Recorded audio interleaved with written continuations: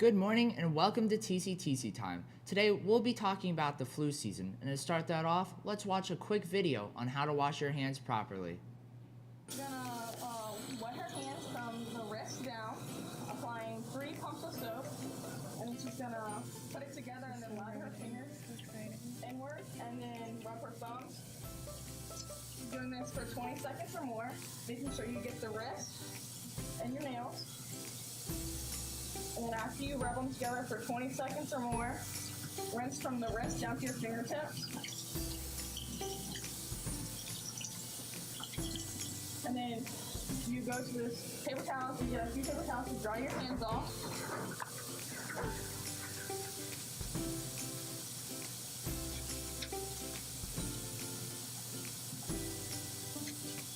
And then you get another paper towel, turn the sink off, and then you throw it away. Now, we know how to properly wash our hands. Let's talk about the cold and flu with our school nurse, Mrs. Le-mon. Good morning. So everyone's had a common cold, right? Stuffy nose, sore throat, you just feel crummy for a week or two.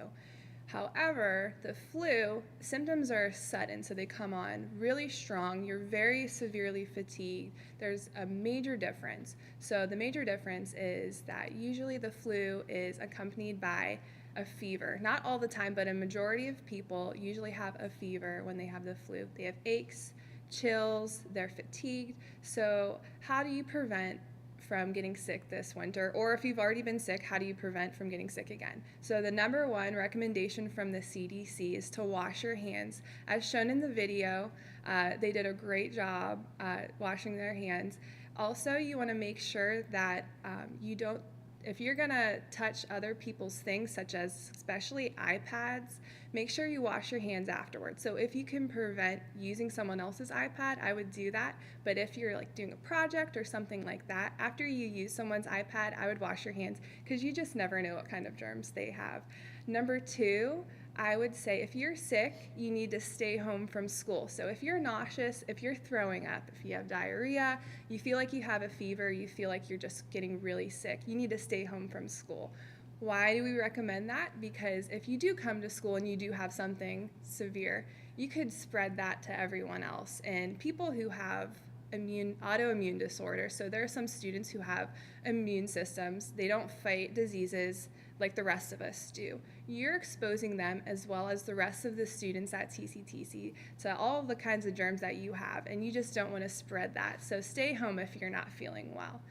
Number three, if you're gonna cough or sneeze, use your elbow, not your hands. Your hands touch, think about all of the surfaces that your hands touch on a daily basis, especially doorknobs, keyboards, your cell phone.